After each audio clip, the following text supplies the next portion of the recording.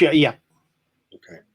All right. We're getting ready to feed now. The broadcast is starting. And all right, Trip, if you want to do your introduction for about a minute or two, and then we'll switch over to the people. Do a lot less than that. Hello, everybody. Welcome to SiliCon with Adam Savage for our first maker workshop. We are super excited about this. I'm Trip Hunter. I'm the CEO of SiliCon with Adam Savage. And today, Adam is going to walk you through an incredible build. And that was my wife behind me. So hi, Jules. So with no more ado, I'm going to introduce you to Adam and let him take it away. Hey, everybody.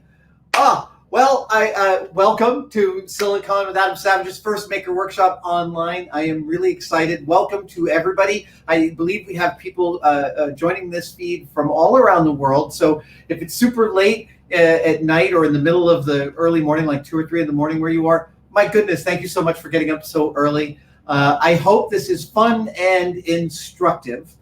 What we are going to build today is it's not a complete build. It is a framework for a build, and it is also a framework for some instruction.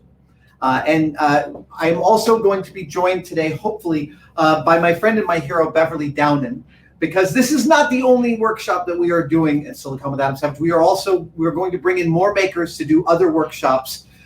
This is a Makers Con. That's what we want it to be. And Beverly should be joining us soon, hopefully, to talk about what she is going to do a workshop on. And we're looking for a date sometime in mid-November for that. But I'm going to begin with a story. Way back when, in the mid-90s, I used to live in a big artist's loft space in San Francisco. Oh, I almost forgot. What the hell am I doing in what is clearly a hotel room? I was going to be in my shop to do this workshop, but I've been on a bit of a road trip, and plans never go according to plan. That's one of the rules of everything. And so I am in a hotel room in California, which means my camera here is my laptop, and it's balanced on a garbage can on a bed. So if there's an earthquake and you start to see this sort of happening, just know that I'll be fine. We can deal with those here. Okay, so back in the mid-90s, I used to live in this big artist loft space, and my then girlfriend and I decided to throw a costume ball. And I wanted something specific for this costume ball, and so I had some sheets of lithographer's tin, which is sort of like aluminum roof flashing, the stuff that you put around the vents on your roof. It's basically aluminum that you can cut with scissors, is what this stuff was. And I ended up, the afternoon of the party, making this helmet. I call him the God of Nightmares. I don't know why he's got a big beak. I really love this beak. The feathers are actually a feather boa that I was given because I worked at a famous show here in San Francisco for many decades called Beach Blanket Babylon. It was a very elaborate, funny show. Lots of feather boas in it, lots of costume changes. And as an employee there, at one point, they were throwing out a feather boa and said, "Do you want it?" And I did. And I hot glued it to this helmet 25 years ago now. And made this God of Nightmares. He is, as you can see, he's made of metal, but it's very thin metal, and he's pop riveted together. But I thought he would be the perfect template for a quick and dirty build out of cardboard that would sort of get your hands dirty with the idea of cardboard as a building material. And one of the key aspects about making things out of materials like cardboard and tin or steel is that these are materials that tend to bend easily in one direction, i.e. what we call a simple curve. So each piece of paper here is a similar kind of material. It's easy to make a simple curve with it. That's a simple curve, right?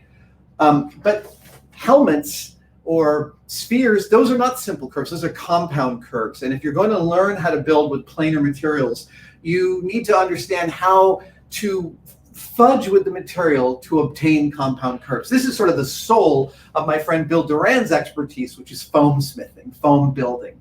And foam affords you a lot more flexibility in getting those compound curves because it's a lot more amenable to them than tin or aluminum, or even corrugated cardboard. However, the experience you'll get moving this cardboard around should give you the kind of physical intuition you need when you do these kind of projects. Oh, is this Beverly jumping in here? Hi. Hello. I'm so excited about today's workshop, Adam. I can't wait to make an awesome helmet with you. I've been looking forward to this for a long time. Yay! Yes. Do you have some ideas about what your workshop's going to be about in November? I sure do. As you may know, I'm a huge Mandalorian fan because I'm making the Cara Dune costume. So I thought it would be really fun to make a Baby Yoda floating pram. Oh. So this is like the cutest thing I've ever made. It's going to be made with craft foam and some glue. And yeah, it's going to be really, really fun. I can't wait. I've been slaving over this pattern for a whole week now, so it's going to be awesome. Dude, Beverly, that is so exciting. I had no idea you were going to do something so cool. I'm going to totally join that workshop. Oh, good. That would be super great. I would love that. Awesome. Oh my God. Beverly Down and everybody. Beverly is a cosplay genius and one of my heroes, and she does all sorts of wonderful, elaborate constructions and also covers her process and is fairly open about the mistakes and the pitfalls of cosplay, which is a key part of the entire enterprise. So I also would like to thank two companies without which we couldn't do this. That is Amazon and Monster Energy. Amazon, each of you in this kit that you got received a Echo Show 8. And please know, I'm going to go as slowly as I can as I go through this build. But if you miss anything, on Monday, we will send out to every participant the golden utterance you need to speak to the Amazon Echo 8 in order to replay this workshop. So you will be able to watch this again. If you missed something, you'll be able to go back into it. I think those are the key. Okay. When we finish these helmets, we are not going to end up with finished helmets. These are, and it's, frankly, I want to warn you, you're not going to look at this and think, that looks amazing. It's going to be the framework for a build. I'm giving you a cardboard foundation on which to decorate and elaborate and add your own point of view to. That's the thing I'm most excited about. And so when you do that, we want you to submit those pictures to us. We're going to look at all the pictures, and if you submit them by midnight on Halloween, October 31st, we will choose 3 winners, and those 3 winners will get some very special prizes to come to SiliCon when we have a physical event again. Nothing pleases me more than a whole bunch of people starting with the same thing and then each doing their own take on it. I can't wait to see the photos that you guys come up with. One more bit of business before we start. We are going to be working today with hot glue. I've got my Sure Bonder here. I had to pick this up on the road because I forgot my hot glue gun. I've literally driven about 5,000 miles in the last 3 weeks around the country for some stuff to do with tested and some personal vacation time. And I've got my hot glue gun here. But one of the things about hot glue is that it's hot. And it comes out about the consistency of honey. I'm assuming that most of you have worked with hot glue before. But even if you have, you need to be careful with it because it can actually cause damage. Hot glue, because it is hot and a honey-like consistency, it can get onto your skin and then stay there and burn you badly. I have a couple of bad burns in my early maker days from hot glue. I have a bit of advice. There are 2 things you can do to mitigate the burn from hot glue. And I haven't been burned by hot glue in years because I do both of these things. One of them is you can keep a glass of water on your workbench. This is just a glass of water. If you get hot glue on a finger, drop everything, stick your finger in the water. The water will be fantastic at pulling heat out of the glue and away from your skin. That's the best method for getting rid of any kind of hot glue burn before it happens. The other one is you'll be using your hands as clamps during this build. And when you do, some of the hot glue you use might squeeze out. And I'm going to be advising you on how much hot glue to lay down on this seam and that seam. Even still, as careful as you can be, some hot glue might leak out. And if it does, my method that I like doing is I'm going to squeeze a little hot glue here on this board, and I'm going to get it on my finger. I rub my finger very quickly, and what I'm doing is I'm actually spreading out the hot glue, which again means that its heat starts to dissipate immediately. It doesn't have a locus of glue with which to hold the heat, with which to burn me. So rubbing your fingers when hot glue gets anywhere near them, rubbing any body part that you get hot glue on is a terrific method for not getting burnt. All that being said, at one point, my buddy Davey, this is like 30 years ago, was putting final glue in a hero prop while camera was waiting for it on a student film, and the hot glue dripped through the prop onto his palm, but he couldn't let go of the prop because they needed it for camera. Yeah, he got a bad burn on his palm. Don't be like that. Don't be like that. Drop it if it's hot, okay? Like, take care of yourself first. There's plenty of room to fix mistakes later. All right, to the build. Here we go. I have never done this kind of instruction, so I'm kind of curious how this comes out.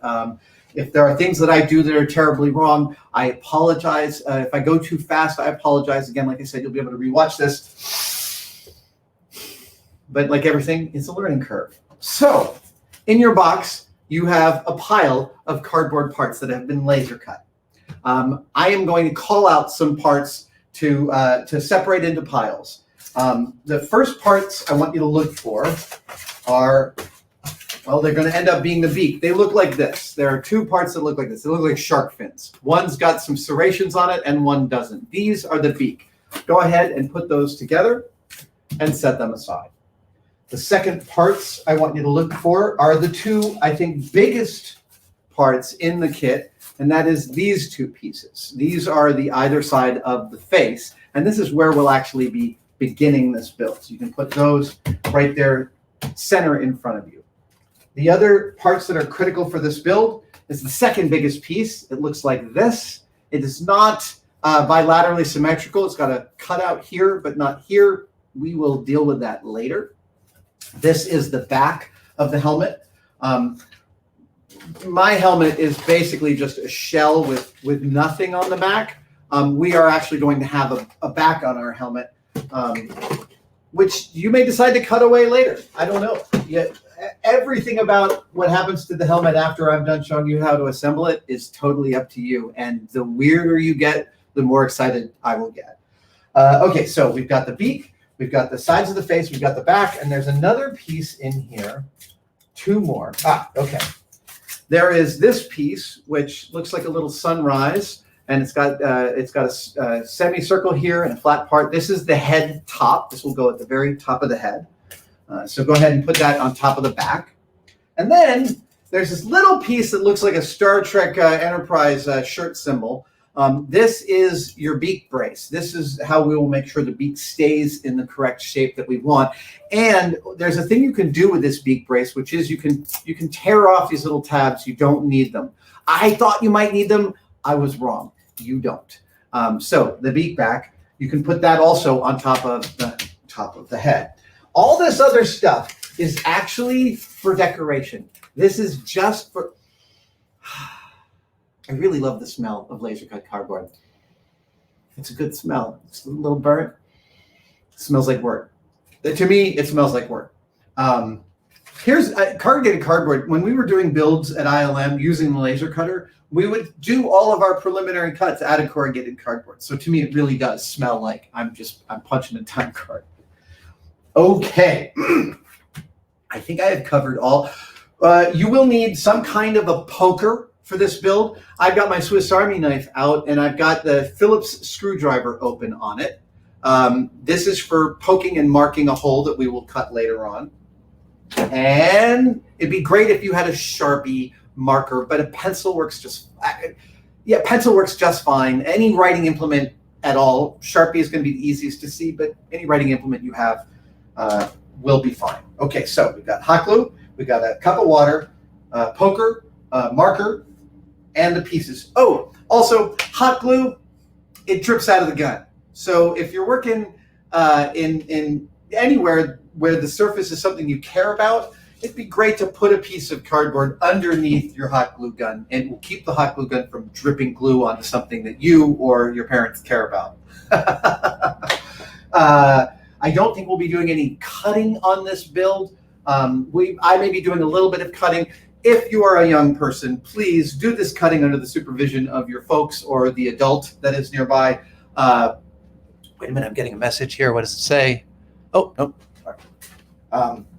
If again, if there's stuff that is really mission critical, they will text me. Hold on. Let's see here. Excellent. Okay, cool. I think we're ready to get started.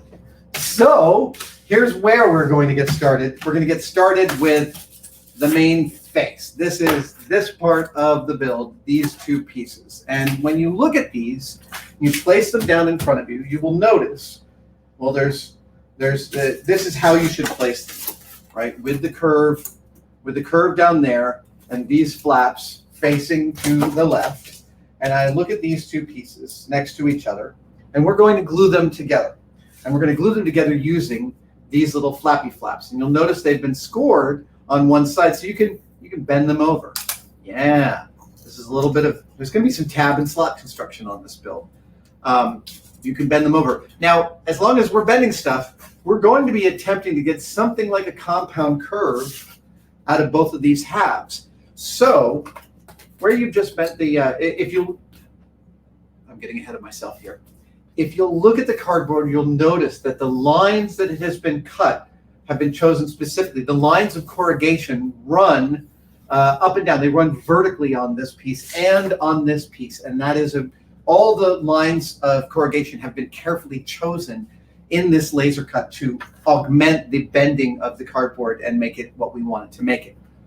But you're going to need to do a little bit more help with that. You're going to pre-bend these corrugations along the lines. So when I use my anti-burn water to actually clear my throat. Okay. So what you're going to do is you're going to place the piece down with the corrugations going horizontally in front of you. And you're just basically going to be putting your thumbs down and bending the cardboard along the corrugations all the way across the piece. And you'll see I'm using several different techniques here. You can do this over the edge of a table. Unfortunately, the table I have is round, so it's not going to really facilitate that. And you don't have to be super precise about this. On the back side, it may end up looking like you've bent it on about every other corrugation, but it's non-critical. Like I said, when we finish this build, you're not going to go, that's the most amazing thing. It's going to be a basic framework on which you're going to add paint and decoration and detailing and perhaps lots more cardboard, whatever you want. It's totally up to you. We're Bob Rossing this thing, man. This cardboard is your safe space, and it can go wherever you want it to go. So I bent one side of the face, and I'm going to do the other side of the face the same way. Now, again, you want to bend from looking at the laser cuts where you see overlap and you see these little laser cut words. You want to bend away from that. So when you have your pieces up like this, you're turning them over and bending on the inside. Does that make sense? I feel like I'm being a little too obtuse there. So you can see the marks here on the cardboard. Oh, it looks like a pair of lungs, doesn't it? Yeah, it does. Okay, you can see the marks, and now you can see how I'm bending it, right? So when you're looking at them, you'll be looking at the convex part of the curve. Convex is outward curve, concave is inward curve. Remember, cave is something that goes inwards, concave. That's how I remember. I still don't know what stalactites and stalagmites do. Okay, so we're going to bend this in the same way we did the other side of the face, and until we get a nice gentle curve. And please don't worry if you end up making a bend that's like laterally across some of that. You won't see it in the finished product. I mean, it's good to avoid that, but it's not super critical. Okay. So now we have our pieces. They are pre-bent, and we are going to join them along these four tabs. And the best part is they are nice and straight. We are not having to curve this to do this. And when you lay down the non-tabbed piece on top of the tabbed piece, what you'll notice is right here in the middle, there's a little slot. Now you want to keep that slot open. We're going to use it later. It's actually going to fit one of the tabs on these decorative pieces later. So when you lay this out, and we're just dry fitting right now, we're not putting in glue, just look at that slot, get your face right over it, and make sure it can still fit a piece of cardboard. Yeah, okay. So that's a dry test fit. And now we're going to glue it. And the way we're going to glue on these slots is going to be the same every single time. And I'm actually going to use a Sharpie to show you the line that I'm going to be gluing. Okay, so here are the tabs that I'm gluing. I'm going to be laying hot glue close to the seam on the tab, but not over the seam. So I'm going to put hot glue there, I'm going to put hot glue there, I'm going to put hot glue there, and there. I'm doing this only on that portion of the tab because I don't want to put too much hot glue. I'm going to be using my fingers to clamp, and I don't want it to squeeze out and burn my fingers. So I'm going to lay a little hot glue along each of those seam lines. 1, 2, and you do have a little bit of working time with hot glue. The moment you stick it together, that working time diminishes considerably. Now I'm placing this on the table, and I'm taking the other piece, and while holding down the first piece, I'm placing the second piece, looking at that slot. Yep. Now I'm dropping it. And push down and squeeze. Actually, you can squeeze and squeeze the corrugations flat. That is totally fine. And what you should end up with looks kind of like this. Now, we only glued one portion of the slot, so you can go in now, if you like, and add a little hot glue underneath each of the slots. And now, because you're not doing clamping and gluing at the same time, you're not going to burn your fingers. And this is just good practice to make sure you get good saturation on these glue joints, because well, that's just good practice.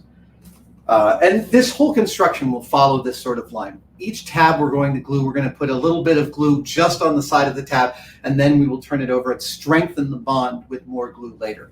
And frankly, you can strengthen the heck out of this later. Fill the whole inside with hot glue and braces if you feel like it. Or you may end up putting in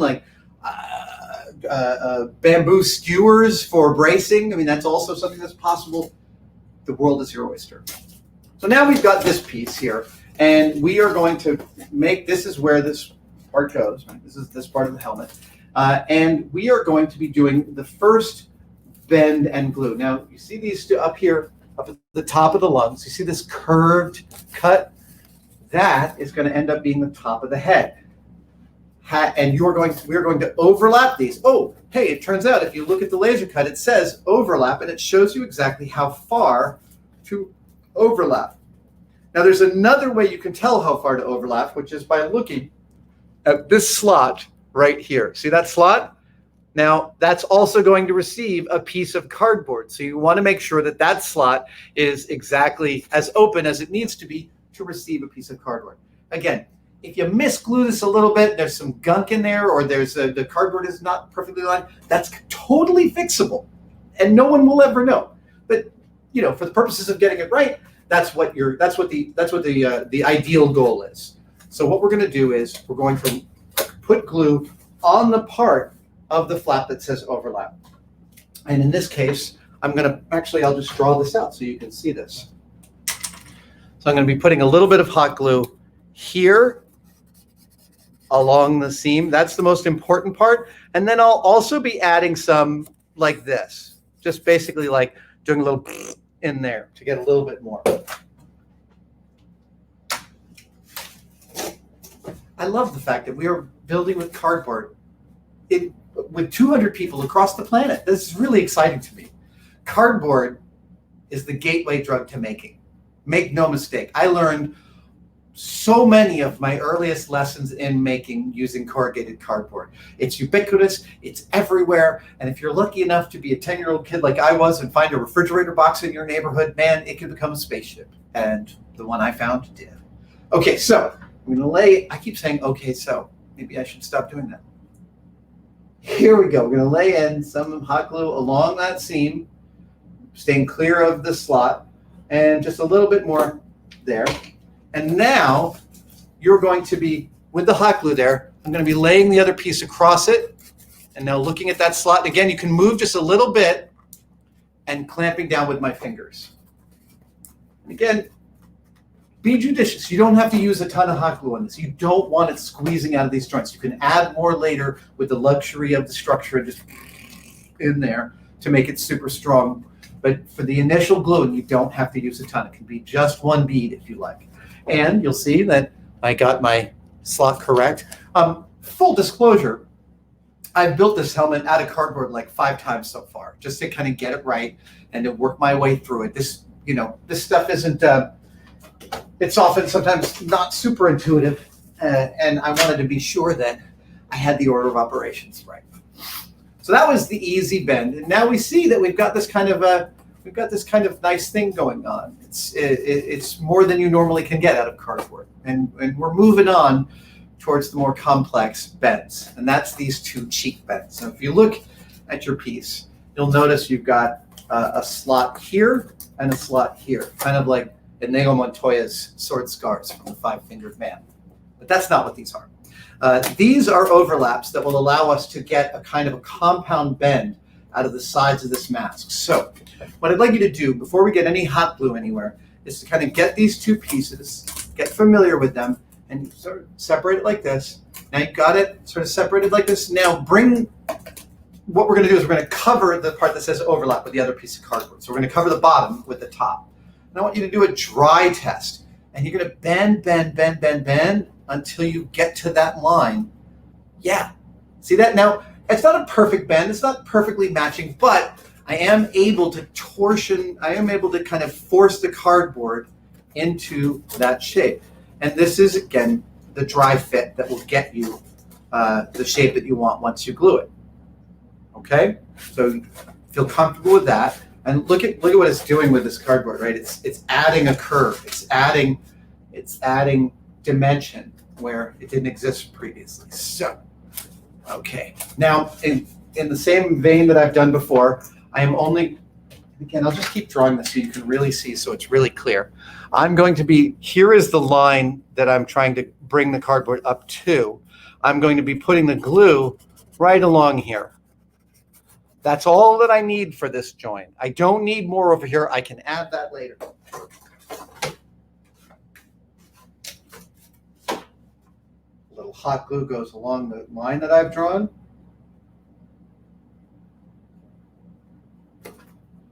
Great. And now I'm going to bring these 2 together. Okay. And yep, they move a lot. I'm screwing it up. Okay. I'm holding it like a vice with my thumb and forefinger here as I'm trying to bring these up. And I've missed my line by a tiny bit, but that is okay.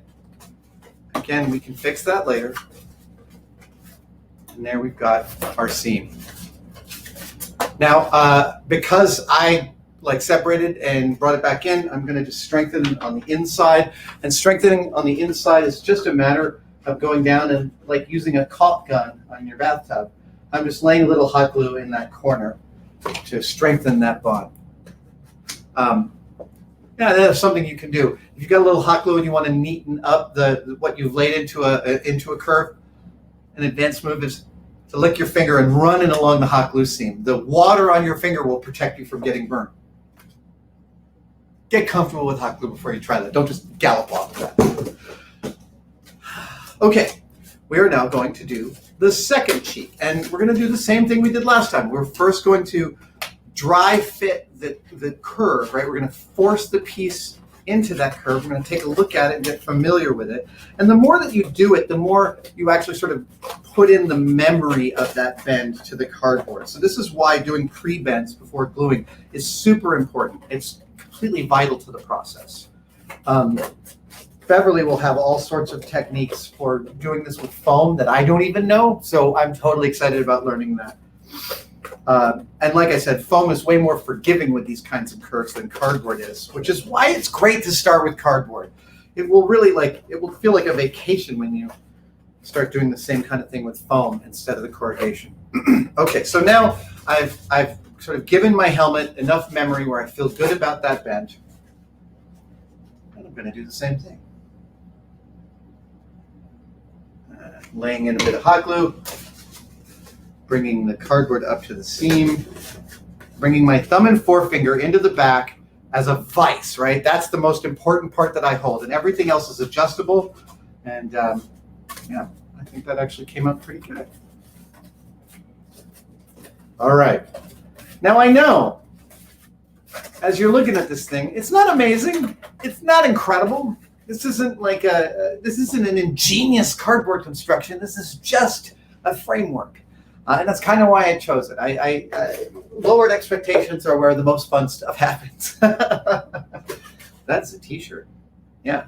I'll think about that. Okay. Next up is the beak.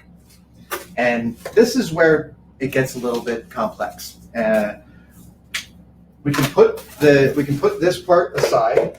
That is the face, and we can pull out the two shark fins that are the beak. And every time I'm talking about ways to, let's see here.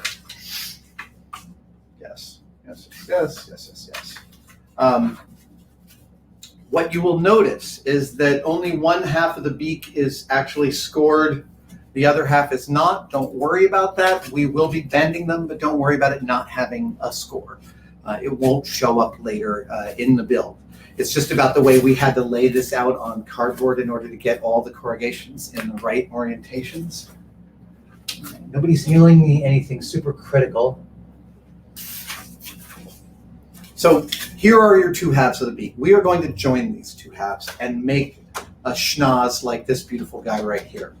Now, when you're looking at a piece like this and you're thinking where to begin, this is a seam in which we're going to be using these tabs. We're going to be using these tabs here and gluing them all along the other side, right? So we're going to join these two. We're going to stitch them together, as it were. And as we do, you're going to see the shape of the beak come into being. We're going to do it 2 or 3 tabs at a time. We're not going to do it monolithically. No, we're going to piecemeal it all the way up. And we have a choice. We could begin at the back, or we could begin at the front. And these kind of choices come up all the time in making. And the question is, what is the mission critical side to be looking at?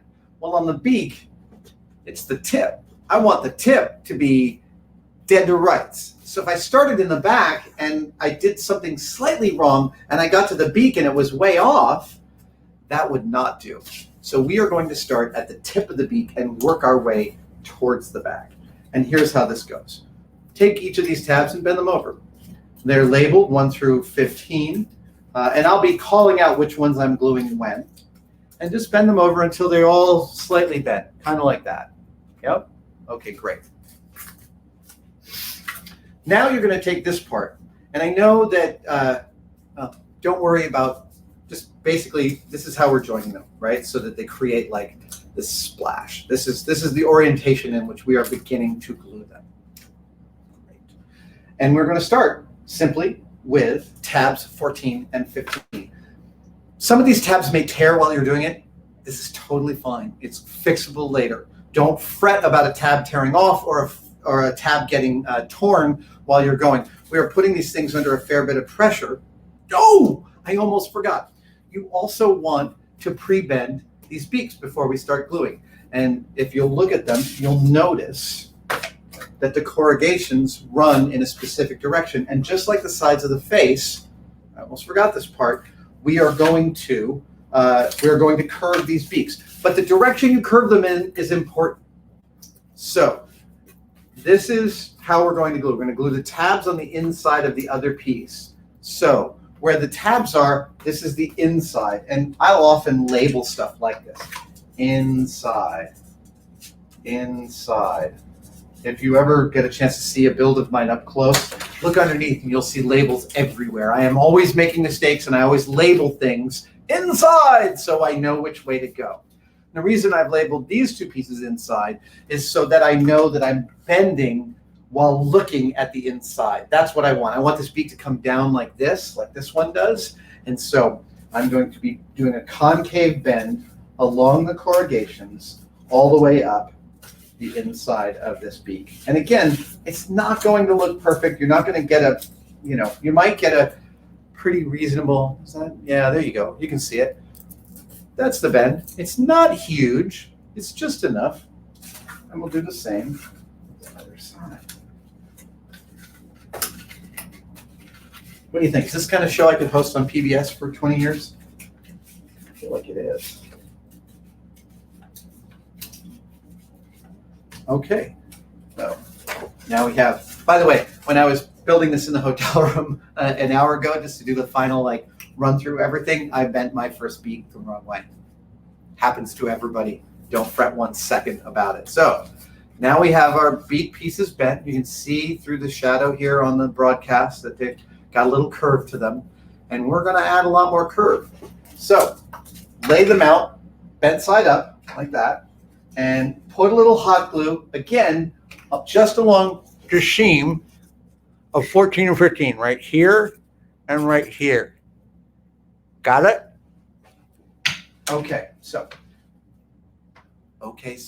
I've stopped myself from saying like 30 years ago, but okay, so it's still one I got to work on. All right, here we go. So a little bead on 14 and 15, and now I'm going to bring the two ends up together right up at the same point, and I'm just going to squeeze. I'm squeezing through the corrugation here. I'm smashing these together because I want a nice tight seam up front there. And now it's pretty much dry. The hot glue dissipates its heat quite quickly when you flatten it. And now these pieces are joined. It's not a strong join, but it will be. We're just going to keep on working our way up. So now I can see 11, 12, and 13. I'm going to do 12 and 13 here. I'm not going to get too ambitious. So 13 is being slightly covered by the other half of the beak. You're going to bend it back and just get a little glue in there. Conversely, if you would like, you could bend over 12 and 13 from the inside, and put a bead of hot glue right along the same place I've drawn on every other tab I've done, and then turn it over and bring the pieces together until 12 and 13 are seated flat. And just like 14 and 15, you're smashing them in, you're squeezing them. Actually, I really like that method of flipping the tab over and gluing from the inside. It's a really nice, positive way to get glue on without having to shove it in the hero side.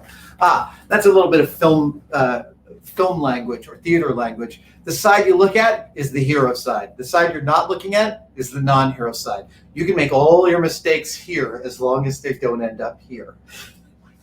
Okay, so here we go. 11 and 10 and 11. I'm drawing a bead of hot glue right along the bottom next to the seam of 10 and 11. I'm flipping it over, and just like before, I'm bringing it in and squeezing it into place.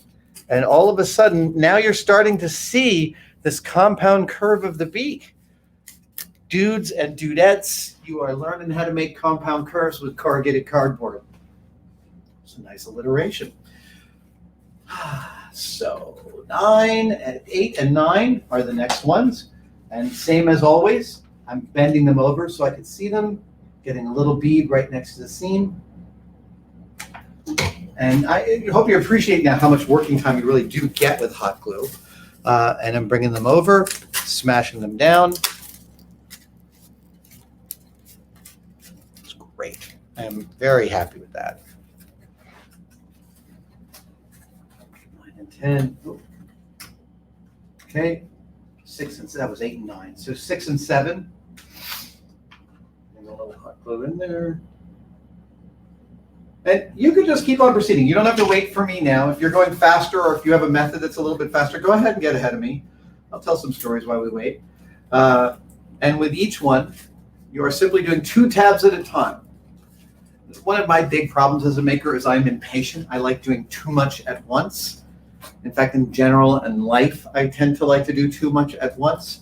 And so take your time on this. Just 2 tabs at a time. Don't get overly ambitious like me. All right. 4 and 5.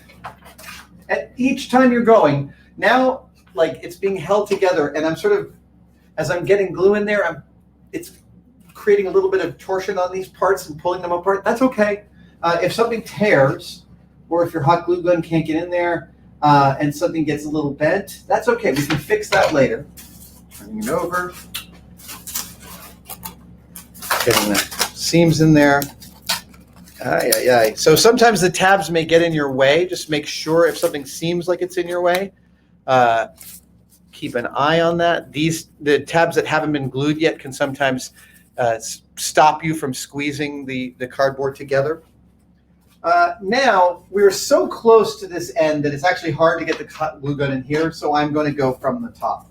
And when I go from the top, I'm actually going to spread these out a little bit, just a little bit, so I can get my hot glue on number 3, on number 2, and on number 1.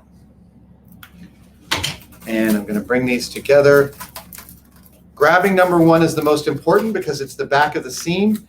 And I'm just going to smash these guys together. 1, 2, 3. And I'm using this index finger here, this one, as my internal clamp. And I'm just like squeezing the cardboard on top of that. And because I haven't used too much hot glue, none of it's getting on my fingers.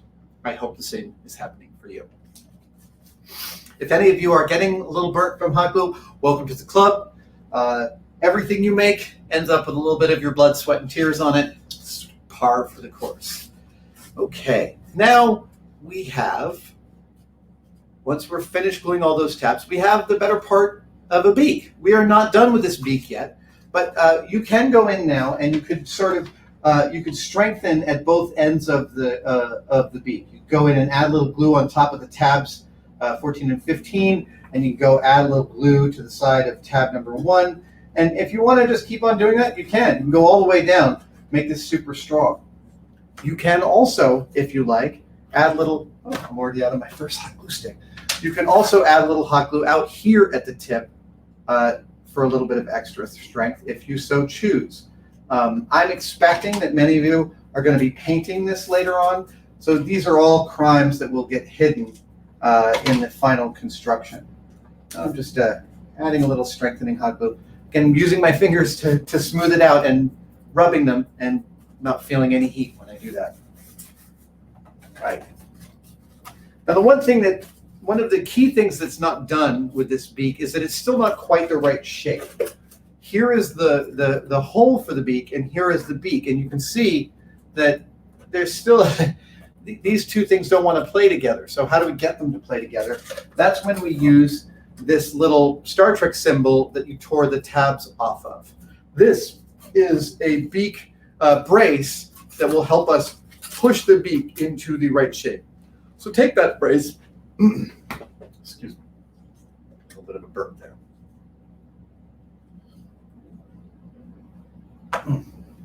Take that brace and place it, what is this? About 1.5 inches back from the edge. Yes, my tattoo is inches and centimeters, and I use it every single day. Place this brace about 1.5 inches back from the back of the beak, and you'll see it's just sitting there, right? Now you see how the shape of the brace differs from the natural curve of the beak so far? We are going to push the brace in and force the beak into that shape. And the way we're going to do this is we're going to grab the beak like this and use our thumb to push that brace all the way down. Look at that. And now my hand is a clamp. I've got 4 fingers across the top. I've got my thumb across the middle, and it feels very secure. This is great. This is a nice feeling joint right now. And for reference, my beak brace is sitting exactly between tabs 1 and 2. You can see right there.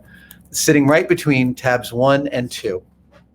And what you're going to do is you're going to take some hot glue, and I'm actually going to add in a second stick, and you're going to lay hot glue in like caulk. So pretend the bottom of my Sharpie is my hot glue gun. You're going to lay in the hot glue like this, like that, right along the edge of the beak brace. There we go.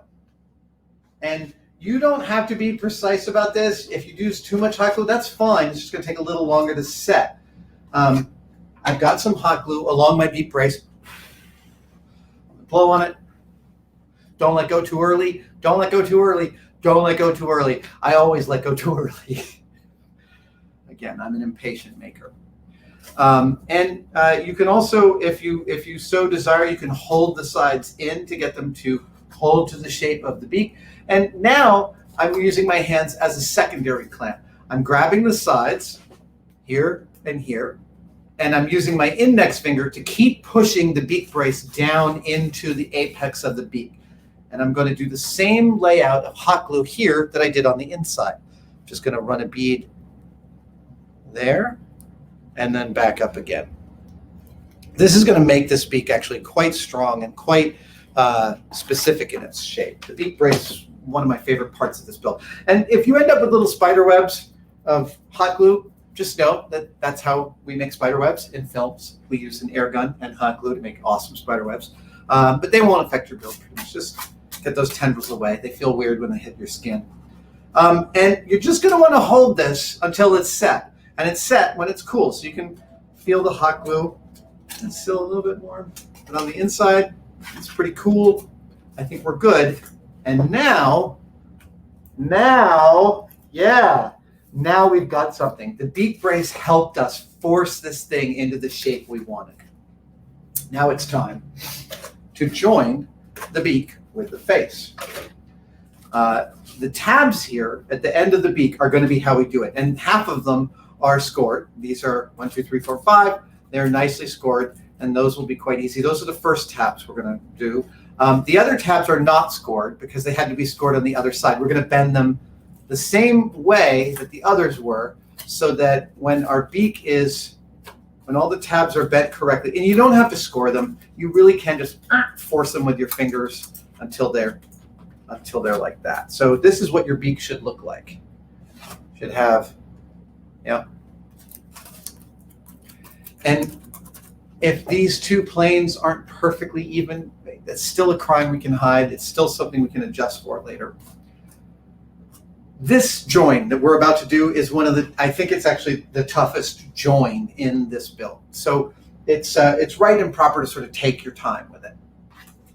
We're going to do a dry fit, and we're going to be doing the scored tabs first. So if you know your left and right, which my mom still doesn't, it's the left side of the beak that we are going to be utilizing. And we're going to hold it up to the left side of the face, okay? And we're going to be working on a grip. You're using your hand as a clamp, and the grip is all important. So what you want to do here is, I'm holding the beak in my left hand. If you are a lefty, you may do it differently. And I am pushing the top of the beak. I'm calling that the apex. This is the top of the. Sorry, it's really hard to orient this in camera. This is the top of the beak. This is the apex. I am pushing the apex of the beak into the apex of the helmet right there. And I'm also holding it like I've got a couple of fingers on either side of the beak brace. And I'm doing a test fit there. Now you see how the curve of the face is more extreme than the curve of the beak. We're going to bring these two to meet each other. And the way we do that is just with the force of our hands. So what I notice is I hold this and I put some pressure on my middle finger up under here. Oh, yeah, my middle finger up under here. I notice that I can sort of torsion the head to match that curve. And again, this is a dry fit. We're just sort of playing around with making sure it's going to do what we want it to do. And you're trying to get your hands to remember this position. This is the goal here. You're trying to get your hands to remember this position, because what we're going to do is we're going to get it until we like it. Then we're going to drop this, lay some glue along here, bring this back up, and get it into that position. That's the order of operations. So, like every other tab, I'm going to be putting hot glue here, just below the bend, here, just below the bend, same.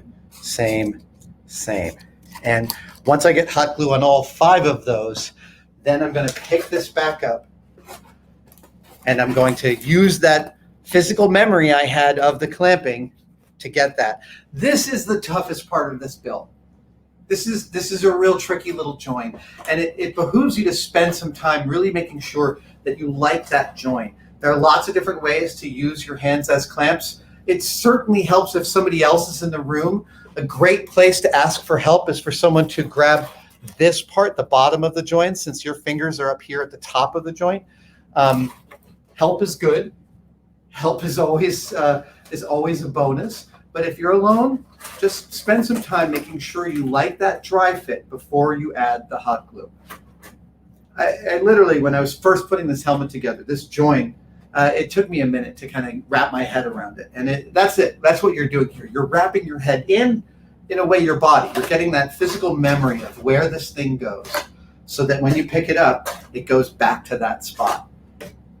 Back to that spot. Back to that spot. Yeah, it's just take your time. It's less difficult than it feels like the first time you dry fit these, and the more you do it, the more regular you'll get. So now I feel comfortable that I know how this is going to go. I'm going to lay my hot glue in. And some of these tabs might not match up. Doesn't matter. Don't worry about the other side tabs yet. We're going to have plenty of time to adjust those, and it'll be a lot easier to glue the other side of the beak than this side. Like I said, this is the most difficult joint in this. So, hot glue, 1, 2, 3, 4, 5. And here's the reference. Here's how much hot glue I'm using. And I'm bringing in the face, and I'm bringing it up, and I am pretty happy with that. So I'm feeling the tabs underneath, making sure they're all flat against the back. Sort of using my fingers. Not bad. Not bad. I am pleased. I hope you are pleased too. Again, if it doesn't work, you can rip it out and do it again. But that is what you should end up with, something that looks kind of like that. You'll notice I got this little bend here. That's fine. Totally fine. I can completely work with that. I don't mind that at all. Now that you've got that, you can strengthen that, and you'd be advised to. I think that's a reasonable thing to do, especially because these are pre-scored, so effectively it's just a piece of paper holding these on. It's a really good idea to just run some hot glue along that score, because this is the weakest part of the helmet right now. Run some hot glue along where the score has allowed you to bend the tabs, and then run some hot glue on the back sides of the tabs, and you might even just do 1 and 5 if you want to. You don't have to do them all. The more glue you add, the stronger it'll be. Yep. Great. Okay, so here's what the inside of that joint looks like. It's not beautiful, but it's serviceable. And I actually like how this came out. Again, if you don't like that large space that ends up, you can fix that later. I'll have some suggestions at the end of this build. All right. Again, I'm trying to go slow, but I have no idea what kind of trouble you guys are running into. Again, you can rewatch this again.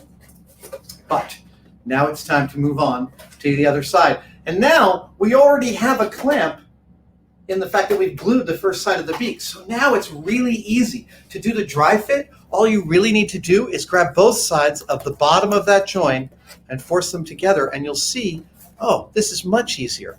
The most important clamp on this second gluing of the beak is right here, my index and thumb, my index finger and my thumb. Actually, I'm using my ring finger and my middle finger.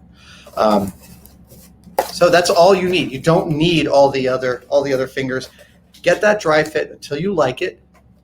And now I'm using, get that dry fit until you love it.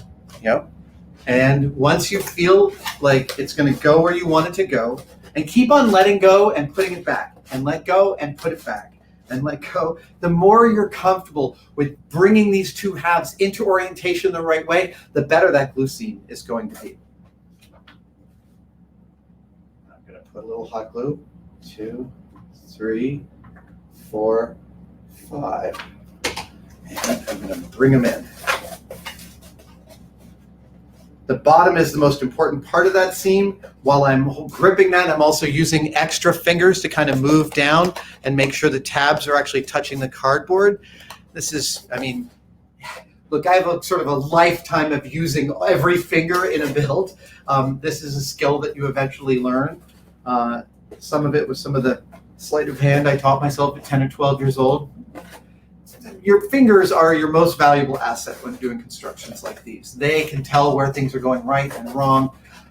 They can be clamps, they can be guides, they can be hold downs. And now we're getting something that's starting to look like something. I know he looks really squished right now, but we're starting to get a real structure. Yeah, and like I said, it's not mind-blowing.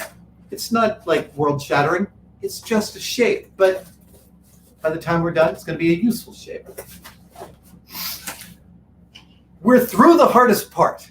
We are through the most difficult part, and it's not that everything gets super easy from here on in, but it definitely gets easier. Now, the next piece we're going to glue is going to be here. It's going to attach to the top of the head, and it's going to add a second plane at the top of the head. And it is this piece, this little sunrise piece with flat bottom and a curved top and tabs all the way around. And just bend those tabs back because we're going to be gluing to them. You'll also notice when you are doing your own tab and slot construction that when you have tabs arrayed around a curve like this, you want to actually adjust their sides so that when they bend, they don't bang into each other. That's actually a critical part of designing the tabs that you're using. So this is just another argument for when you're doing cardboard builds. I'm getting some notes that I'm going a little bit too fast, and I apologize. I will slow down just a little bit. I'll talk about tabs in general.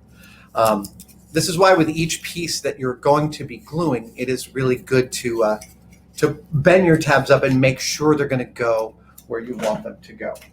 Now, for those folks who are still working on the beak or might be doing it again, I want to tell you, please don't worry about the shape of the head as you're going.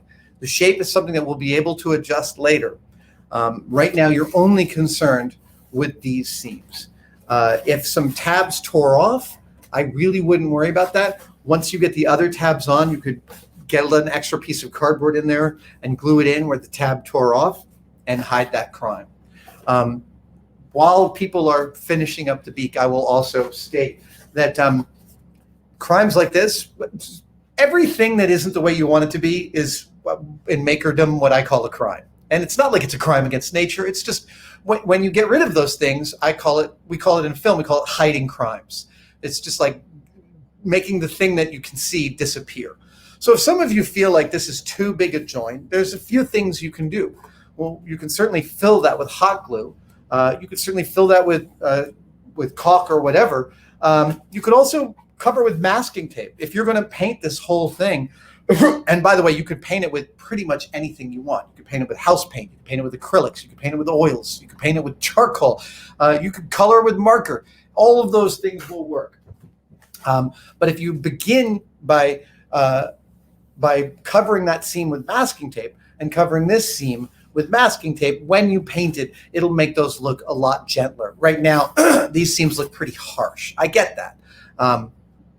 Like I said, I'm not giving you a finished build here. I'm giving you a framework from which to add your own design. So if that's what you want to do, if you'd like to make that seam look a lot better, masking tape, house paint, whatever you've got will work.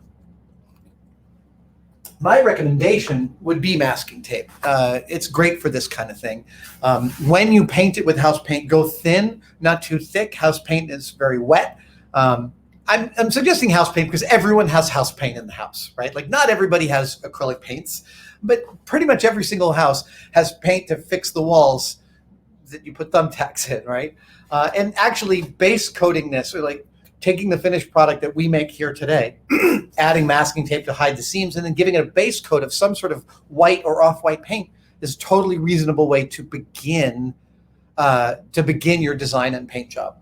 And in fact, I always love that portion of a project when I have finished the basic structure and then I hide the crimes and then I base coat it. And it's hard to overestimate how cool it looks after that first base coat. You've taken all these disparate elements and kind of tied them together. And the base coat really helps you start to see what color you might want to add. Sometimes I can look at something like this and be like, I have no idea what color it should be. And then I add a primer base coat and then I'm like, oh, I gotta get some blue up here. This is how I work. I proceed with each decision that I know until I have a point of view about the decisions that I don't yet know. Okay, I am going to assume and hope that everyone has pretty much caught up with attaching the beak to the helmet. Here's hoping. I would also say it is not unreasonable, if you really felt like it, to use masking tape to hold these pieces together before gluing. That is a totally reasonable way to do it. I have a difficulty with some masking tapes. I like the green stuff because it doesn't tend to tear the paper. The blue stuff I think is a little more tenacious, but it depends on the brand. Scotch tape, cello tape also works for holding parts together. Again, you're going to run into the issue that when you're pulling the tape up, it could peel back cardboard with it and make your paint job less less shiny, less perfect. But we're not going for perfection here. So, hoping that everybody, let's see here. Some people are finding that the hot glue is not bonding on one side of their cardboard. That is not something I know how to address, but it is not unreasonable to maybe put hot glue on both sides and then squeeze it together. It is also not unreasonable, even though I didn't do it in this build. Every now and then I get a whiff of that burnt cardboard. It just makes me so happy. It is also not unreasonable to glue the beak in the same way that I glued the beak together, which is to say a couple of tabs at a time. And if the way I did it was a little too fast because I did one whole side and then the other whole side, feel free to pause and just start gluing one tab in at a time the same way I did the beak. Bend it back, get a little glue on there, push it together, wait till it sets, let go, and do the second one. I apologize if I was going too fast, and it's an affliction. I tend to move very quickly, and I'm trying to slow down. Okay, this is so much fun.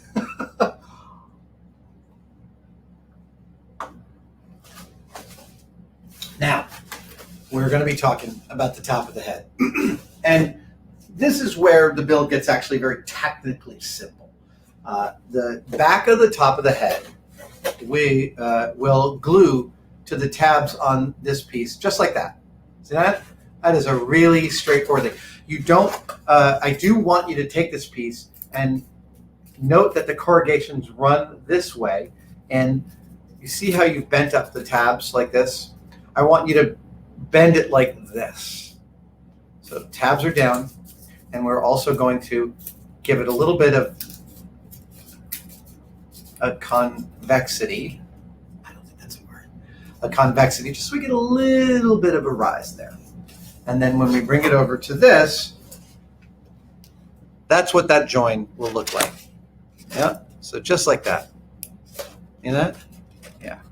And again, like all the other joins, this is one that is best to dry fit. Now you'll notice that while this line is actually flat, this line is not. So how do you get those to join? Well, I'm going to show you something, which is, and this is just part of the test fit. If you bend it, you'll notice that I'm squeezing in on the outer sides of this. You'll notice you get some movement out of the cardboard. And when you get the cardboard to move to a place you like, well, that's what we're doing here. Each time we're dry fitting, we're sort of building a little physical memory into our hands to prep for that glue scene. But again, it's not that complex. Here, I'll show you how I did it, which is I held my piece like this under my hands.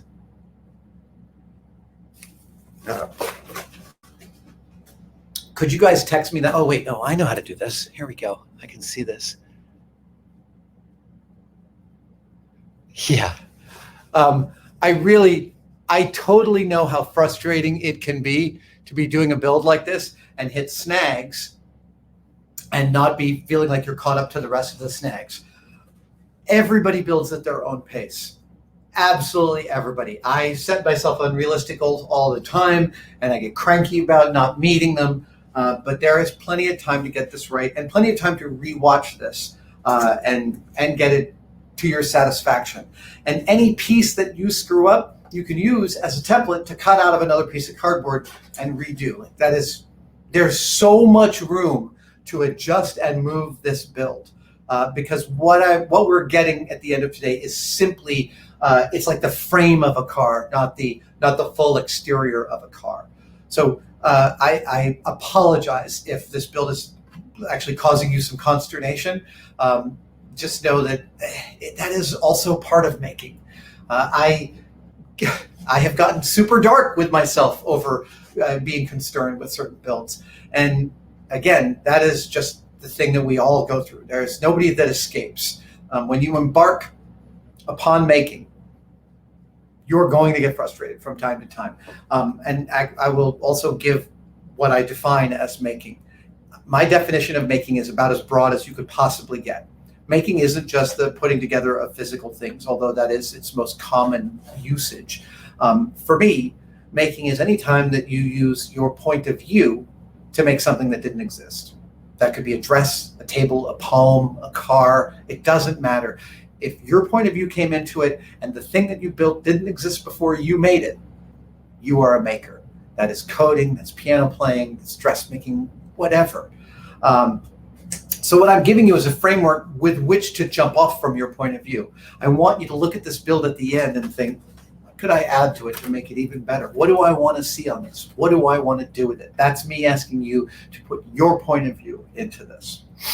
And when we head down this road in making, we're lining ourselves up for some frustrations. It's part of the process. It took me a long time to get this. I was at Comic-Con, I think I was at SiliCon last year, and I saw like a teenage girl dressed as Rey. And it was towards the end of the day, the last day of the con, and you could see she'd been wearing this costume for a couple of days, and it was really wearing on her. There's all sorts of separate parts and sleeves and stuff, and she was like kind of adjusting it and looking a little pissed off about it. And I realized, oh, this discomfort is all part of the cosplay. Every costume is uncomfortable in some way. And that discomfort, it kind of unifies us. It sort of brings us together. It joins us. It's all my way of saying frustration is part of it. It doesn't necessarily make it any easier for you if you're frustrated right now that this isn't going as smoothly as you wanted. I totally get that feeling. And I have been there and I go there all the time. But we got plenty of time to get this right, and there's plenty of room to adjust as you go. All right, let's look at the top of the head. Let's look at the back of the head, and let's get them together. I am just going to hold this piece like this with my fingers spread across the bottom. I'm going to bring it up underneath here, and I'm going to give it a push. And when I give it a push, I get these two parts. I get these two parts to kind of rise up. That dry fit? Yeah, I like that. Okay, so that is going to be the orientation in which I glue it. I've got a big sort of basketball grip on my piece here, and that is defined by the size of my hands. Your hands may be bigger or smaller, so your results may vary. I also, I can hold the beak in between my legs and use that as a sort of a vice to get this correct. See that? Now, I don't necessarily need to have this big shat grip on my cardboard. Yeah, that works quite nicely. Okay, so once you find a position that you like for this gluing, and you're going to kind of want to make sure it's centered, and look and see you get this sort of this overall shape. I like that. When you feel comfortable, break out the hot glue, and again, a little bit of a bead. I'm just going to draw it out so it's crystal clear. Here's where I'm putting the hot glue. There, there, there, and there. And I'm not even going out to the outer edges. I'm literally putting it where you see me doing the Sharpie. I can glue that part later after this is placed in position. This bead is simply for position, not for strength. We add strength after we've got it in the right place. If you try and do both at once, that way lies madness. Take a little sip of my healing, non-burning water. Yummy.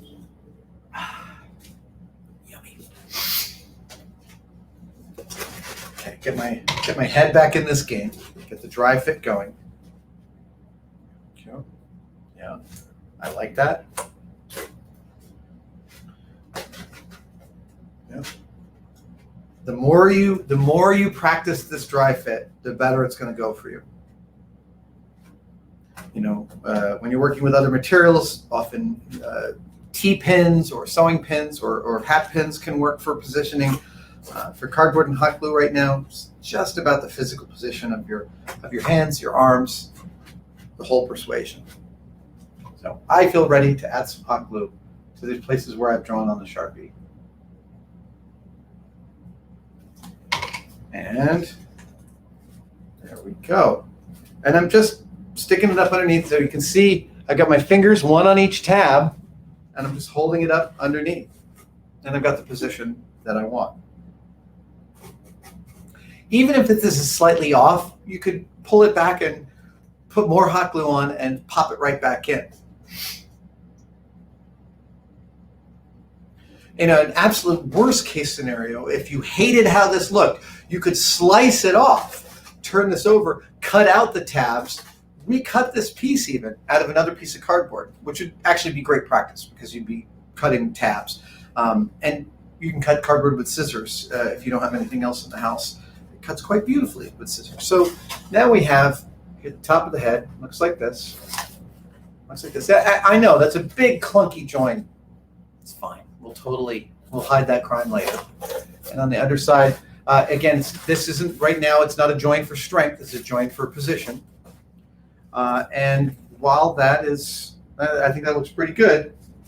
It's time to start thinking about the back. This is the back of the head, and it has two sides. One side has scored tabs. Yep. The other side has, so this is the side that will be the outside of the helmet. The inside is the side that the tabs bend to. And so I'm going to label that. Inside. Inside. That way I don't lose track of where I'm supposed to go. The number of times that I have glued something in backwards is like a reasonable proportion of every time. I mean, the number, if you watch my COVID videos untested ever since March, the number of times I died inside, visibly on camera, because I glued something upside down and backwards to what I thought it was going to be, like once a week, man. It's just constantly happening to me. So, label, label, label. Now that you've got the inside label, it's time to add a curve to this piece. And the curve is, again, along the corrugations. The corrugations run this way. They run vertically if you hold the piece like this. So just like we've done every other time, you can lay it down on your table, put your thumbs along the corrugation, just bend, bend, bend, all the way up. And some of them are going every other corrugation, some of them are going every third. I'm not being too precious about it because it doesn't really matter. Obviously, if you get it super regular, it'll look a little bit better, but frankly, like this is just fine. Yeah. See from the light how I've gotten that bend. It's not super extreme. There it is. But that's enough to allow us to kind of position this thing and get it in. And this join, if the beak side was the toughest join, this is going to be one of the easier ones, because here's how we're going to do it. We're going to lay in these tabs. If you can see, actually, yeah. If you're looking at the back of the helmet, this piece comes in like this and glues like that. That's not super clear. Sorry about that. I will be putting this piece in here like this, like that, and then bringing it around to the other side. And I'll be doing both of these tab lines before I glue these tabs. These are the hard ones. These are the easy ones. We do the easy ones first, and then the hard ones stop being hard, and they become easy. So we're going to be gluing in these two sides of the back first before we get the top match to it. And this is one where, yeah, you're going to have to do a little kind of manipulating of it to make sure you've got it where you want. But if you'll look and see,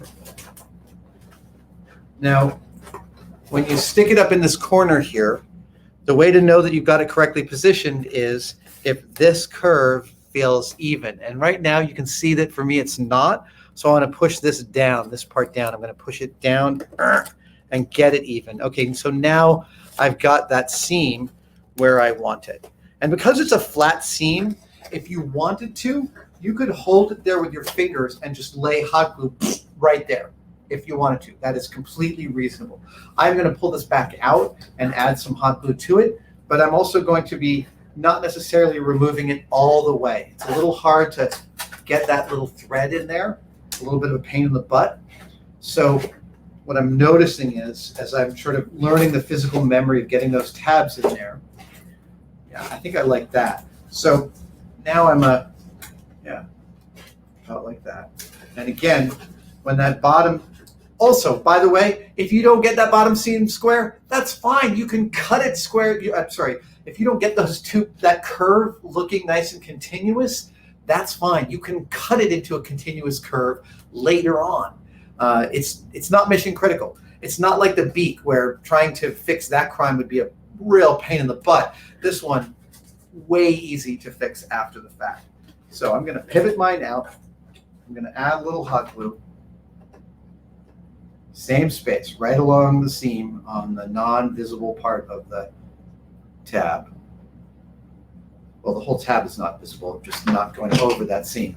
And then bringing it in and holding it down. And now I'm using the flat of my, my hands are in a praying position and they are clamping the seam between them. So now I'm using 3 fingers to press against the back of my middle finger, which is acting as sort of the main beam underneath this.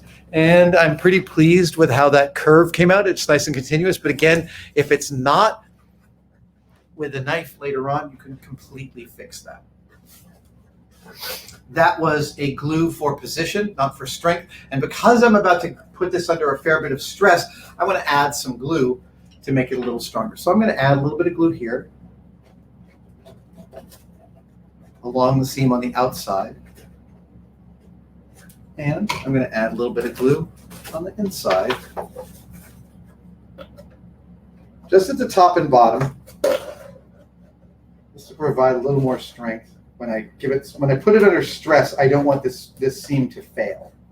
That is another thing. Is like you're constantly, when you're building like this, you're constantly thinking about the stresses that you're going to put on this thing and trying to run them off the path. So I'm thinking, oh right, I'm going to bend this around and I'm going to kind of torsion the whole mass to get into this place. I want that seam to be really nice and solid. So that's why I added hot glue to both sides of the equation. Like I said, masking tape can fix that later if you find it an untenable joint. Getting rid of all the little webs. All right. Now you can start to see how this comes together. Look at that. Isn't that nice? See that? How it's coming across the back there? Again, don't worry about this back just yet. Now we're going to do this other side of the seam. And again, way up here at the top, it's going to require a little bit of finessing and finagling. And it doesn't quite match across both sides. It's not quite perfect. That's okay. That's okay. We hand drew this CAD drawing to do this laser cutting, and a little bit of a fudgy process. So what you'll notice is that curve looks pretty good, and this one looks a little bit more angular. That's fine. That can be addressed later. What we're really concerned with is making sure that our tab line is lining up with the edge of the mask. So like there, you want that to come in like that, and you want the glue to go in. And again, just like before, what I said still holds true. If you don't want to separate this, glue the tabs and bring it in, you can bring it into position like this, hold it with your fingers, and just lay hot glue right in that area. I'm going to do that right now. And I'm just adding in, going back and forth, kind of like squeezing it out, getting it in there. Licking my finger, just making sure it's in. Okay, so that's a glue for position. I'm going to let that set for a minute. How are we doing for time? I can't tell what time it is. Hold on. Oh, that's great. We're doing pretty good. Awesome. Thank you guys for sticking with me through this. I'm learning as much as you are during this process. Okay, so now, like I said, that was gluing for position. This is still a fairly weak joint because it's just a little edge glue on there. I'm going to turn it over. And on the inside, actually, do I have my flashlight here? On the inside here, what I'm going to do is I'm going to, all right, see that tab that's bent up? That's one of the tabs that hasn't been glued yet. What I'm going to do is I'm going to peel up each of those 3 tabs, get a little glue underneath them, and push them back down. And then I'm going to have a really nice, strong glue joint. So, there. It's really hard to show it to you because it's all the way inside there, but I'm just getting a little dot of glue under there, and dot of glue under there, and then I'm going to push them on down. I hope nobody's been burnt yet by the hot glue. If you have gotten burnt, I hope that some of my techniques helped you from that burn really hurting. Okay. Now, starting to see something. Yeah. And you can feel how strong this is. You can feel that now we've got these curves all done. You can feel how much structural integrity we've added to this construction. And well, it starts to fit on my head. That's exciting. Plus, you can start to like really sort of push it and shape it. Now that it's glued together, you can kind of go in and sort of balance out the curves. Yeah, if you hear some pops, that might just be one seam going where you were sort of working to get it in the shape that you want. Cardboard is very forgiving in this regard. I'm flattening in the front of the face so it's not quite so angular. Yeah. You have a lot of room to play around here. But we still have this little seam, this one right here. Hello. This one to do. And this one is going to be pretty easy. So what you're going to want to do is you're going to want to push up that semicircle of cardboard until it gets past this line. You don't want it up to the line. I think it looks better if we get it just past that line. And you'll see it kind of pops into position there. See that? And again, when you get it into a position that you like, you don't have to do that physical memory thing anymore. You could literally just take hot glue. So I'm holding it in position with my underhand, my right hand underneath here. And I'm just gently holding it. And now I'm going to take some hot glue. I'm going to get it in that seam. I will glue the tabs down after this. But right now, I'm just getting it into position so I can manhandle this just a little bit to get the tabs in. And if you get hot glue on another part of the construction, don't fret about it. I got a big drip here now. I'm going to lick my finger and sort of peel it away. And you can do the same. Yeah, again, rub if you get any on your fingers. And the spider webs will go away.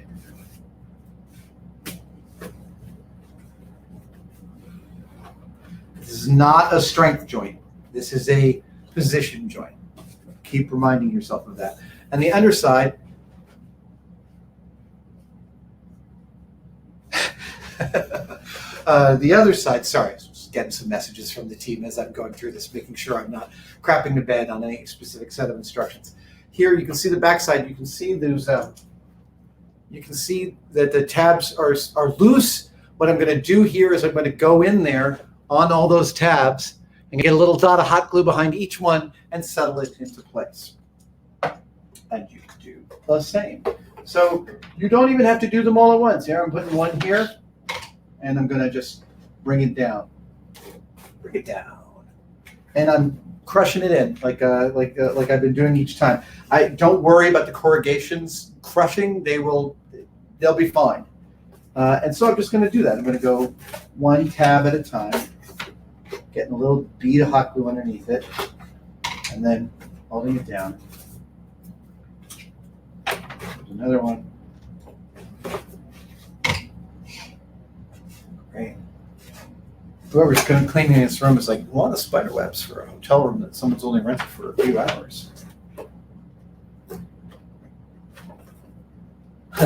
By the way, I'm not at a hotel that you can rent for only a few hours. I'm at a real hotel. Just so happens I'm only going to be here for a few hours. All right. That's in. I've got 3 more tabs to do. 2 of them are really wide open, so I did them all 3 at once. And hold my fingers in there. And again, my fingers are the one half of the clamp, and the table is the other half of the clamp.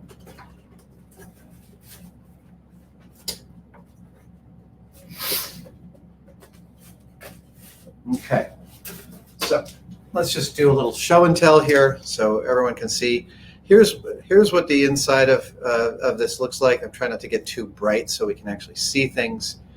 Yeah, you can see the inside of my helmet. It's not perfectly neat. It's not even beautiful, but it's totally serviceable. And you can see the inside of the beak there. Inside. Yeah. This is just to give you some comparison. If you're wondering what the inside of mine looks like, here it is. And as you guys are finishing up those last tabs, I would like to tell you, congratulations. you've just built a cardboard helmet. This is the main structure that we're here to build today. And I know it doesn't look like much. We're about to add a few pieces to it, sample pieces. But every decision that happens from here on in is your decision. This is the end of my contribution. This is now a framework with which you can play and augment and add your point of view to what you want to see from this kind of helmet. You may feel like you want it to be wider. You may feel like, you want to add some cardboard inside to kind of push it out and be wider. That's totally fine. You can do that. You can add some foam in here and get that. You may feel like you want the beak to have a slightly different curved shape on the underside. You can cut that differently if you want. You may want to add some nostrils to the beak. That's your prerogative. You may want to add a second beak underneath so that he could talk. I would love to see that. But right now, what we have is a helmet that you can't see out of. I mean, you can kind of see if you look through this slot, but that's not an eye hole. That's not an eye hole. Let me walk you through what we've got here. You'll notice in the other parts that you have two sets of 3 pieces each that look kind of similar. The best ones to look at right up are these ones that look like fire or fur. And what you'll notice when you look at these 3 pieces is that 2 of them are the same and 1 of them is different. So these 2 are the same, and this one is not the same as those. Okay, these 2 are the same, this one is not the same.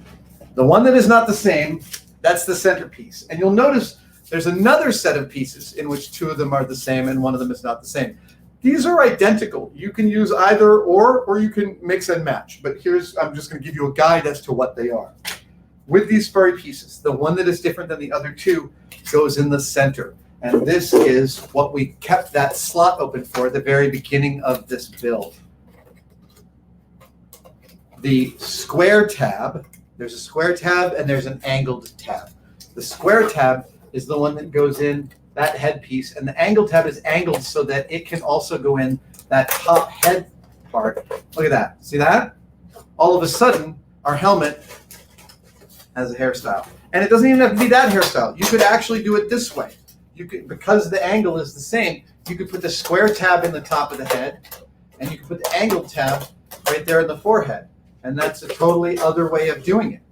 Right? So now our chicken helmet has mohawk. But you don't even have to use this piece or this piece, which is more sort of like a protective fin.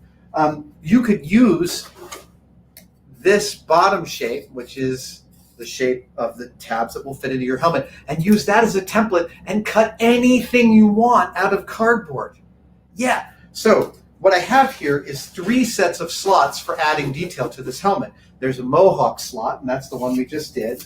And then there's the 2 side slots, and they both look similar to the mohawk in that they have a square slot, that's the first one to go in, and they have a slanted slot, and that's where the second one goes in. So here you can put the square slot here up front, put the tapered slot in the back. And I included just 2 versions of this, a sort of a smooth, fin type version, and this sort of hairy flame sort of version, because I just wanted to give you some options to kind of start thinking about it. And you'll notice that the helmet doesn't necessarily match the curve of this.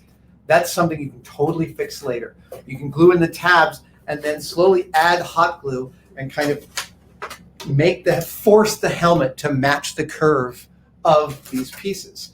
And this is just, you don't have to do this. You could use these as templates for making your own. I'm just giving you some suggestions with which to play and continue on this build. You could add plumes of peacock feathers off the back if you wanted. You could grab an old feather boa at the Halloween store. I guarantee you all the Halloween stores around the country are dying for people to come in and buy some things because nobody's going out on Halloween because of lockdown.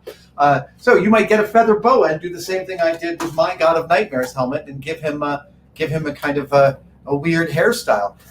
You could buy a cheap wig and give him whatever you want, alien dreadlocks. The choice is totally up to you. You could make a predator helmet, whatever you want. But we still haven't addressed the fact that you can't see out of this thing, right? No. Nobody can see out of this. So I'd like to get to the eye holes. I'm going to pull these. Now that you understand what these pieces are and what they do, I leave that choice. Oh, don't come out very easily. I leave that choice up to you. You can utilize these parts we pre-cut and included in the kit, or you don't have to. You don't even have to use corrugated cardboard for these pieces. Although I suspect, okay, the tab's kind of tore pulling it out. Sorry about that. You may have to recut it anyway. But let's get some eye holes in here. I almost put eye holes in here, and then I realized that I wanted that to be a choice that you had. Because there are so many different attitudes and ideas one could have around what the eyes should look like. But how do we make sure we know where the eyes go? Here, I'm going to show you. So I'm going to take a Sharpie, and I'm going to take my glasses off. And I put this helmet on until I know that I like the orientation. And I like the beak going out, right? I don't want it to be like this because that doesn't feel right to me. I think a beak should be like, the beak is the greeter, right? It is the most prominent thing about this character. So I want it sticking straight out. So now that I'm doing that, I'm looking at, hang on, sorry, pulled the cap off my Sharpie a little too early. So now that I know I want the beak out like that, I'm going to look and see where I'm looking forward. And I'm going to put my finger on there. And then while my finger's on there, I'll take a Sharpie and I'm going to make a mark. Now, that is an inexact mark, to be sure. So I'm going to put it back on. I'm just going to see if I like where that mark is. Yep, I kind of do like where that mark is. And I'm going to show you where my mark is. All right, there it is. See the, backwards. Okay, see the mark? You can see the mark. I've only made one mark because we'll make the second mark using that as a reference point. Now it's time to take a poker. This could be anything. It could be a skewer from your silverware drawer. It could be a bamboo skewer. It could be a screwdriver. It could be an awl, whatever you want. I'm using a Phillips head screwdriver from my Swiss Army knife, and I'm going to put it on that mark, and I'm going to drive it right through the helmet. There we go. That's my first eye. I'm going to put this back on and see. Can I see through it? Yes, I can. Okay. So that's pretty good. Now I'm going to turn the helmet over, and rather than make the second mark from the inside, I'm going to make sure pencil is better for this than Sharpie.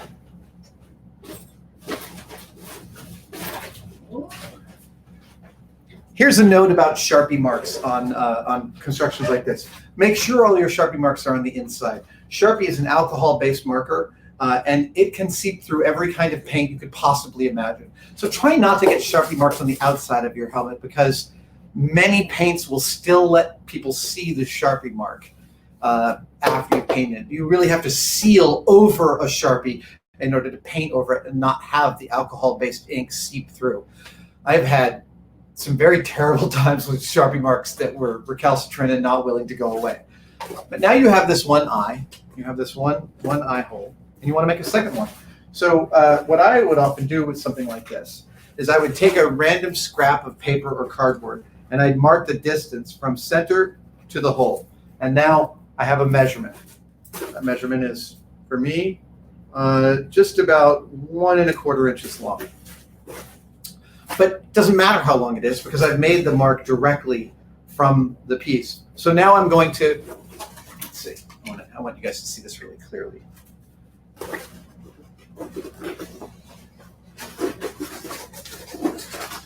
Got the eye hole here. I'll choose a new piece of part of the cardboard. So here we have, this is the center, and this is the eye, right? So now I've made my reference mark. I can transfer it over here. And I'm not going to do that in Sharpie. I'm going to do it with a pencil so I have room to play. But I'm going to hold this up like that, and I'm going to make myself a reference mark. So now I know that both these marks are equidistant from the center. The question is, are they level? And I'm going to take a look at it, and there we go. And so now what I end up with is a nice little crosshair right there. That's going to be my second eye. And this time, I'm going to take my pokey stick. I'm going to drive it in from the other side, from here. Twist it around, and now I've got a pair of eye holes. And they don't give me a perfect vision, not by any stretch of the imagination, but they tell me where to start. And what I might recommend is that you don't cut out the eyes immediately, because there's so many different things you could do with them. You could start drawing different eyes in pencil and seeing what you liked. So I'm drawing a pair of sort of almond eyes here. You could draw it here. I'll do it in Sharpie. Since I'm not going to paint this, I'll show you. You might do like this. Right? Okay, so that's one way of doing eyes. But this guy, so I didn't get those two almonds even, and they look like garbage next to each other. So what would you do if you did that? Well, I might take a couple pieces of cardboard in the shape of the eyes that I want and glue them right on top of that and then cut out their middles. I might color this in. I might use black pieces of construction paper to put on to play around with different eye shapes. For me, this is where you start to sort of look at the thing and like, how do I want it to feel, right? It feels a little off center now, so maybe I want to balance that. Maybe I do want this mohawk to be going straight back. And again, you might be playing around with hairstyles for a few hours before you get back to the eyes. If I look at it like this and I like that, maybe he needs some other pieces. All of these choices are up to you. There is one last piece that I kind of screwed up, but it is part of the construction, so I just want to bring it up here. Shoulders. Okay, so right here we have this angle, and you have one more piece of cardboard I haven't talked about, and it's this one. It's this weird off-center, non-bilaterally symmetrical smile. This is a shoulder. This is a template. I didn't know, you might want to add big shoulders to your construction, and that is possible. And this template gives you a little bit of guidance into how to do it. So, like I have done with every other construction, you want to bend it along the corrugation lines, and you'll notice, and specifically, that the left side of the helmet is made to receive a steady curve, where the right side of the helmet has a kind of a more abrupt angle there. That's my screw up. I apologize. When I was doing the CAD drawing for this, I meant to do it the same on both sides, and I didn't. My apologies. So what can you do? Well, you can go in and draw out this curve until it actually is a curve that works for you. So like this. And I'm actually gonna color that in a little bit so you can see. So what you can do is you can actually cut away this portion of the cardboard to get this curve to be nice and even. And then you can take a piece of cardboard. Oh, I bent it the wrong way. That happens. So we're going to bend it the right way. Bend it this way. I bent it against the tabs when I needed to bend it with the tabs, because the tabs go up and in like this. And again, I'm not going to glue this in because it's totally up to you how you want to do this. We included one of these shoulders. So I think you should consider this a template for cutting out your own shoulder pieces. And perhaps you might want to make them extra long at first, like 5 inches long, and then glue them in and take a look and start to cut away and shave away pieces that you don't like. If the head shape is slightly bothersome to you, you can again add some strengthening inside to adjust the curves. You want more hair, you can cut more slots if you like and make more of these pieces and give him a really elaborate hairstyle. You could go to the art store and just get feathers and glue feathers to the outside of this. You might cut out some small eye holes you can see through and then put big googly eyes on there. You might put jewels all over it. Whatever you want to do, it's totally up to you. I can't thank you guys enough for signing up for this class and joining us at SiliCon with Adam Savage for this maker workshop. It has been a learning experience for me. And for those of you for whom this was frustrating, I really apologize. I tried to make it as foolproof as I could, while at the same time allowing some of these pitfalls to occur because they are part of the process.